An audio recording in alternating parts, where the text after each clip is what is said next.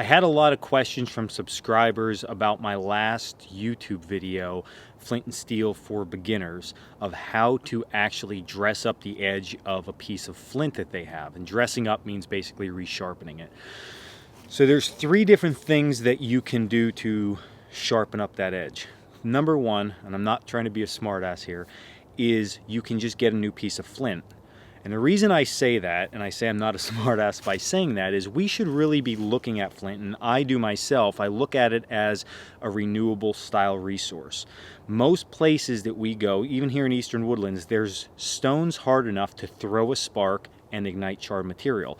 Here, I don't have flint or chert. I have to deal with quartz, but quartz works just fine. It throws a good spark and it will ignite charred material. So if you look at it like that, when your piece of flint that you have gets beat up and the edges aren't sharp anymore, you should have already saw that coming and found something else to replace that.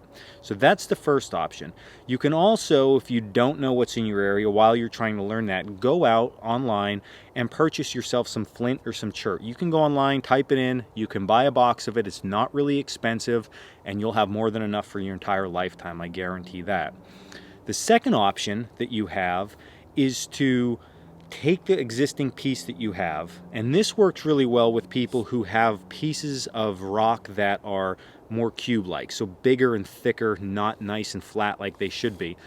Put it on a big rock on the ground, take another rock and smash it. Now yes, you're breaking your piece of flint apart, but what's going to happen because of the composition of that piece of flint is it's going to crack apart, and normally you're going to get some smaller pieces, of course, that have very sharp edges. So now you created sharp edges just by doing that. And that's where I say, as far as number 1, again, renewable, you can do that. You created some smaller pieces, but they're going to work a lot better than that big, bulky piece with no sharp edges. So that's your second option. The third option is to do some type of pressure flaking to your piece of flint that you currently have. And that's what probably most people were asking about, that they were interested in. So what I'm going to do right now is show you some tools that you can use to pressure flake a piece of flint. The first tool that you can get to pressure flake a piece of flint is a pressure flaker, and you can purchase these online from a flint knapping shop. But here's my thing with this. If you're getting this simply for flint and steel, instead of spending the money on this, spend the money on a small box of flint and just save yourself time and hassle. So I wouldn't go down the road with buying this. If you're going to get into flint knapping, by all means get one of these. But if you're going to use it just for flint and steel, this is not a worthwhile investment. The second tool that you can get is just a piece of antler from a deer. This is from a little spike buck. I sharpened up the edge, and this will work fine. And I'm going to show you the technique in a second. This will work fine. It's not as good as something like this, but it will work absolutely fine. So this is always an option. But there's something that we all have, and we carry, probably most of us carry with us, and that is a nail. And a nail will work very good. It will crack that edge the way we need to crack, just for flint and steel. And I'm going to show you right now, though, how we can make a small pressure flaker with a nail and a piece of stick, because having that leverage really helps out when cracking that edge.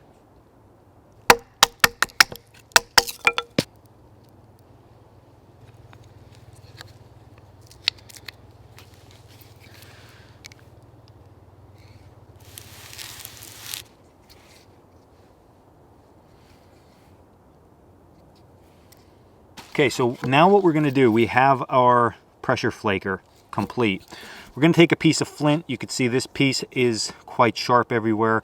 So what we'll do is we'll find a section right in here that is not too sharp, and we're going to actually flake that. So use something that you can lay on, like a piece of wood, works fine. You can even do this on a stone. Flint knappers will use a leather pad in their leg, but for our purposes, what we're trying to touch up, just use a piece of wood. Take your nail, and we're driving in this direction and down at the same time. So get on the edge of your stone, and you're pressing down and in. So you heard that break, and just work along the edge, cracking off pieces. And this might take a little bit to get used to this, and this is just called pressure flaking. And what that'll do is create a new sharp edge. It doesn't have to look real pretty, it just has to be functional. So now we'll take this edge, we can test it. You can see that's working really well, and as that wears down, just touch it back up again. So we'll get a lot of use out of a single piece of flint like this.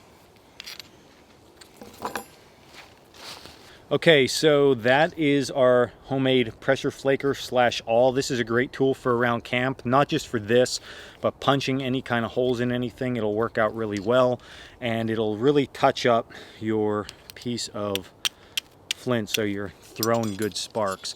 So I hope this answered all your questions. If you have any more questions, leave them in the comments below. As always, check us out over at coalcrackerbushcraft.com for all our classes and our merchandise. And until the next video, stay in the woods, guys.